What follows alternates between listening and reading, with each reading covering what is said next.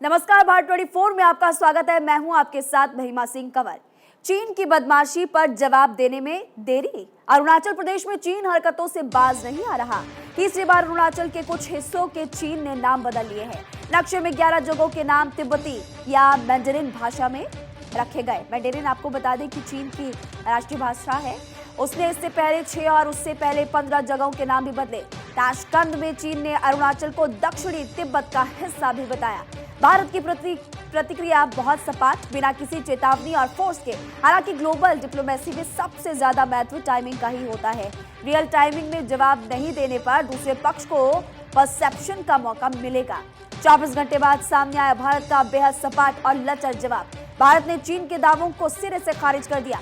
क्या प्रतिक्रिया में कहीं गुस्सा, विरोध या सबक सिखा देने का भाव है?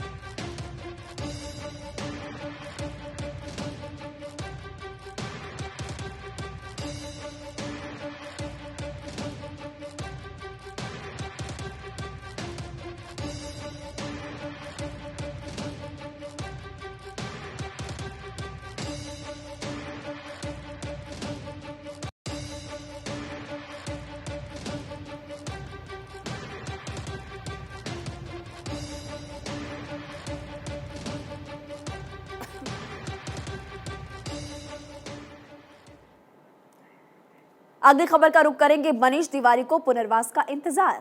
पंजाब से सांसद मनीष तिवारी कांग्रेस के प्रवक्ता, लेकिन संचार विभाग की ब्रीफिंग में नहीं दिखते मनीष तिवारी।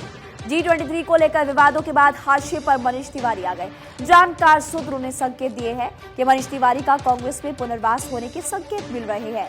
बतौर प्रवक्ता मनीष तिवारी का पुराना स्टेटस बहाल होने के संकेत भी मिल रहे हैं। नियमित प्रेस ब्रीफिंग, मीडिया बाइट या विशेष प्रेस कॉन्फ्रेंस का जिम्मा संभव है। मनीष तिवारी के अधिकतम इस्तेमाल के पक्ष में खड़गे खड़े हुए हैं। पिछले दिनों तिरुवनंतपुरम में विशेष प्रेस कॉन्फ्रेंस के लिए मनीष को भेजा गया था। संसद की गतिविधियों में भी मनीष तिवारी की भूमिका बढ़ने के संकेत मिल रहे हैं। उधर राहुल प्रकरण के बाद तिवारी ने दिया था काम रोको प्रस्ताव का नोटिस। वन संरक्षण संशोधन विधेयक पर भी मनीष तिवारी ने विरोध जताया था। जयराम रमेश की तर्ज पर मनीष तिवारी ने जताया था विरोध। अब खड़गे की नई टीम में मनीष तिवारी के लिए अच्छी जगह मिलने के संकेत भी मिल रहे हैं।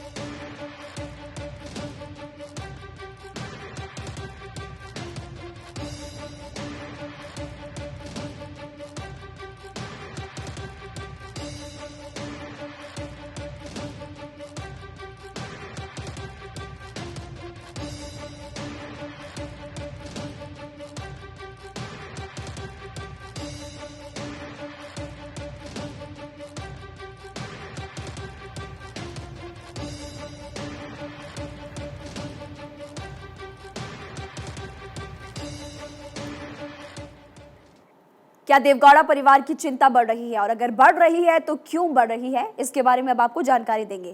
कर्नाटक में जेडीएस नेता एचडी कुमारस्वामी ने किनारा किया। कर्नाटक में पूर्व बहुमत से सरकार पर किनारा कर लिया।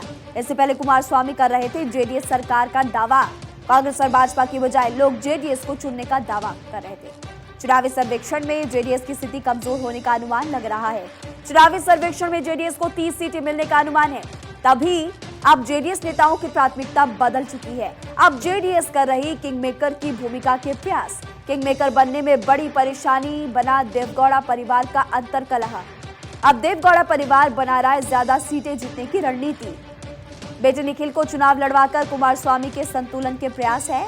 दोनों भाइयों के परिवार से दो लोग विधायक या सांसद रहेंगे। कुमारस्वामी और रेवन्ना विधानसभा चुनाव लड़ेंगे और कुमारस्वामी के बेटे निखिल को विधानसभा की टिकट मिलेगी। जेडीएस के गढ़ हासन में भी भारी व्यक्ति को टिकट देने की तैयारी हो रही है।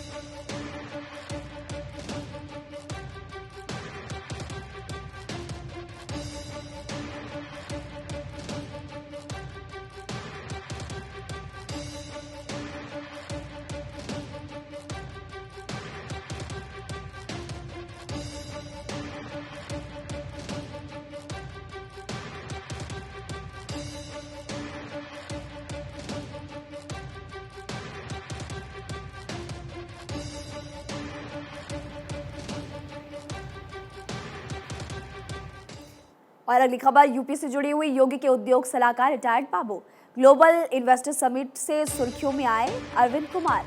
1988 बैच के आईएएस अधिकारी है अरविंद कुमार। हाल ही में सीएम योगी आदित्यनाथ ने की बतौर उद्योग सलाहकार नियुक्ति। इंफ्रास्ट्रक्चर औद्योगिक विकास आयुक्त से 1 महीने पहले रिटायर हुए। सेवा के अंतिम महीने में किया ग्लोबल इन्वेस्टर समिट का निरीक्षण। पूरी दुनिया में एक नए यूपी की सफलता का दावा भी किया। 10,000 निवेशकों और 33 लाख करोड़ के निवेश से सफलता मिली है। अरविंद को योगी मानते ग्लोबल इन्वेस्टर समिट की सफलता का सूत्रधार और योगी ने बतौर सलाहकार अरविंद की सेवाओं को बरकरार भी रखा। अरविंद की नियुक्ति 9 फरवरी 2024 तक 11 महीने के लिए अस्थायी।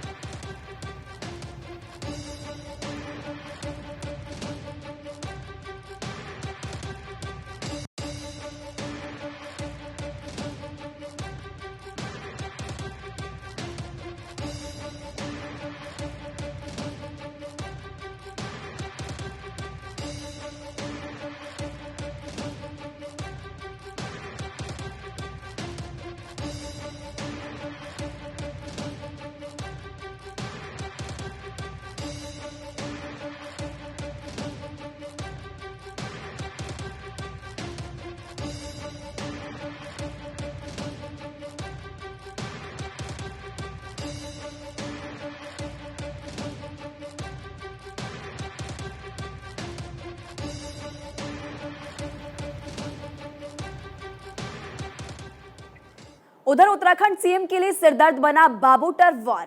दरअसल ब्यूरोक्रेट्स और अन्य सेवाओं में लड़ाई एक तरफा होने के संकेत मिल रहे हैं। अन्य एआईएस सेवाओं से आईएएस अधिकारियों में घबराहट है। अब कुछ राज्यों में जोर पकड़ रहा ये चलन। हाल ही उत्तराखंड में सामने आया सचिवालय संघ का वाकया। आईपीएस रिद्धिम अग्रवाल की सचिवालय में विशेष सचिव नियुक्ति पर आपत्ति जताई गई। रिद्धिम को आईजी ग्रेड के बाद भी सचिवालय संघ नाखुश है। विशेष सचिव का एक नया पद सृजित करना अनावश्यक बताया। विशेष सचिव की जिम्मेदारी अतिरिक्त सचिव या फिर सचिव स्तर की बताई गई है। नाराज ब्यूरोक्रेट्स ने एसीएस राधा रतूड़ी पर ठीकरा फोड़ दिया। रिद्धिम को विशेष सचिव नियुक्त कर गृह विभाग में जमीन खोने का आरोप लग रहा है। उत्तराखंड सचिवालय संघ के अध्यक्ष दीपक जोशी ने सीएम से शिकायत की।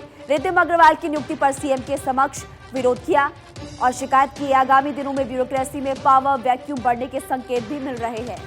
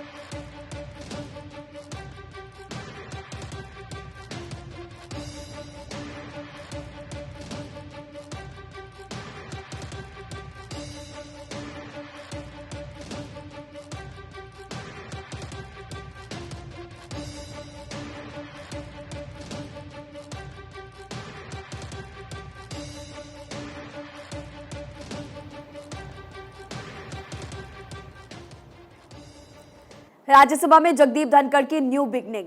बुधवार को पहली बार राज्यसभा की कार्यवाही पेपरलेस रही।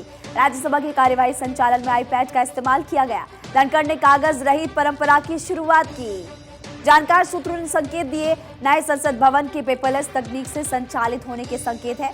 जल्द ही आईपैड और टैबलेट्स का इस्तेमाल आदर्श बन सकता है। हालांकि राज्यसभा की कार्यवाही महज 4 मिनट में स्थगित हो गई। धनखड़ ने पेपरलेस और तकनीक संचालन का उदाहरण भी दिया।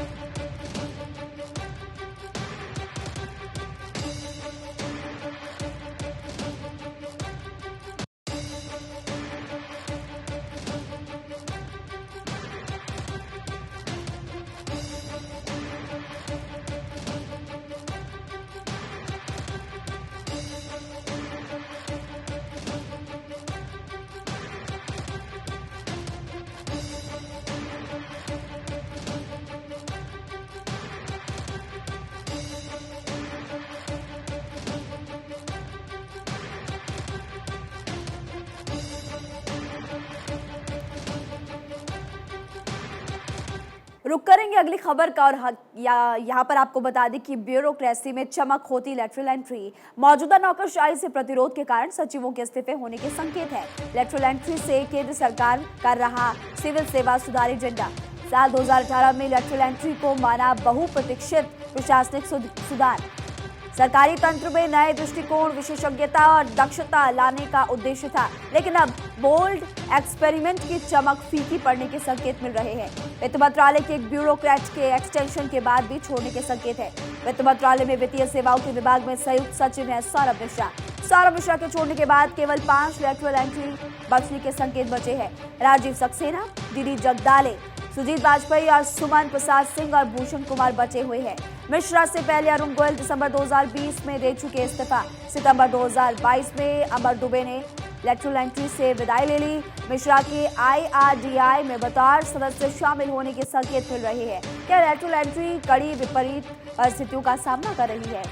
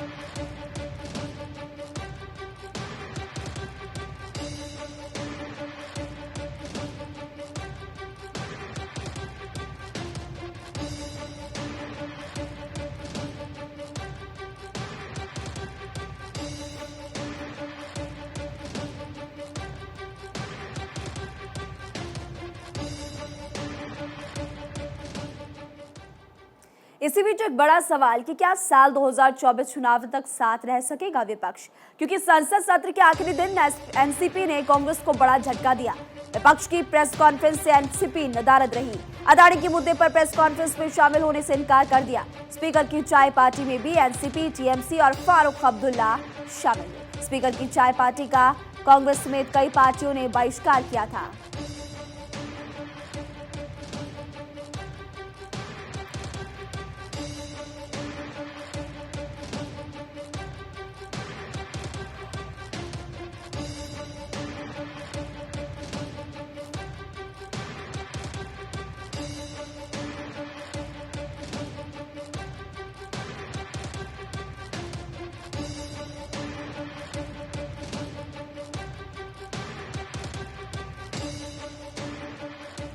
आईएमएफ को वैश्विक आर्थिक वृद्धि दर कम रहने की आशंका है। दुनिया भर पर मंडरा रहा गरीबी और भूख बढ़ने का खतरा। 1990 के बाद पहली बार आईएमएफ ने जताया ऐसा पूर्वानुमान। आईएमएफ की प्रमुख ने 2023 में वर्ल्ड इकोनॉमी की वृद्धि दर 3% से कम रहने की आशंका जताई है। वैश्विक वृद्धि दर अगले 5 सालों में करीब 3% रहने का अनुमान है। देखिए, आईएमएफ की तरफ से दावा किया गया है कि अगले 5 सालों में करीब 3% ही अनुमान है वैश्विक वृद्धि दर। साथ ही ये भी बता दें कि धीमी वृद्धि दर एक गंभीर झटका होगा। कम आय वाले देशों के लिए कठिनाइयां और ज्यादा बढ़ जाएगी।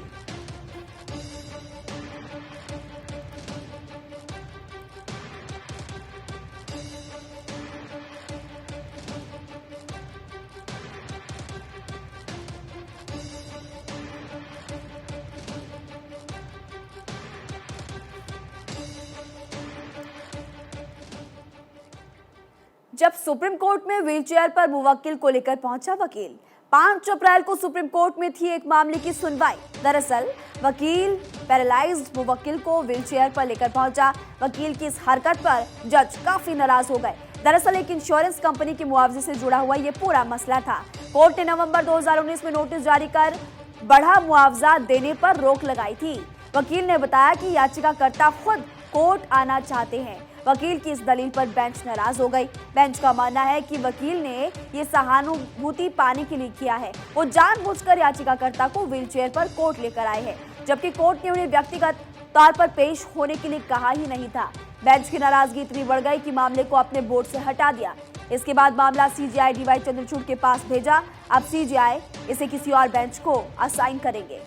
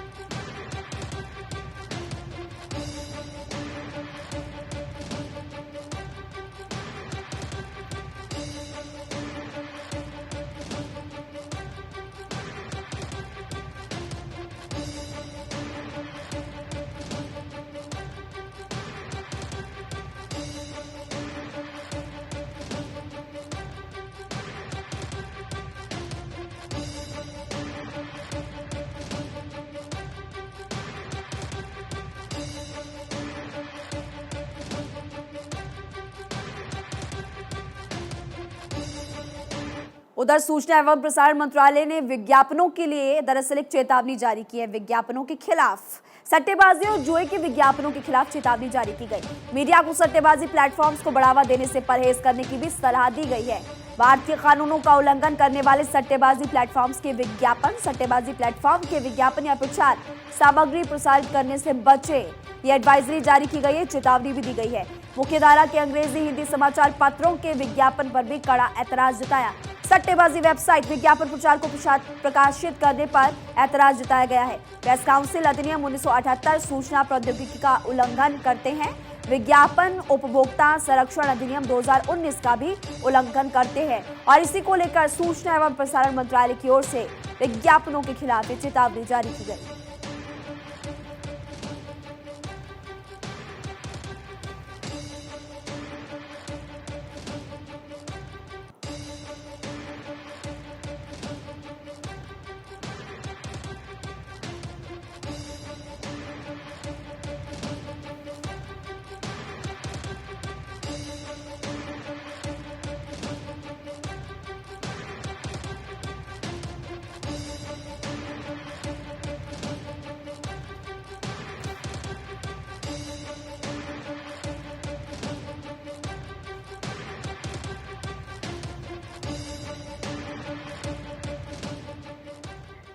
दुश्मन पर बड़ा प्रहार, हिंदुस्तान हुआ तैयार।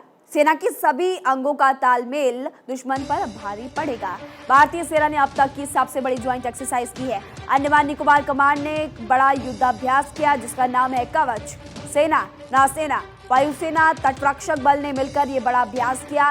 एफबीबीएस, लैंडिंग, एयर और हेलीबोन ऑपरेशन किए गए हैं। एक्सरसाइज में रैपिड इंसर्शन जैसे तमाम ऑपरेशन शामिल थे।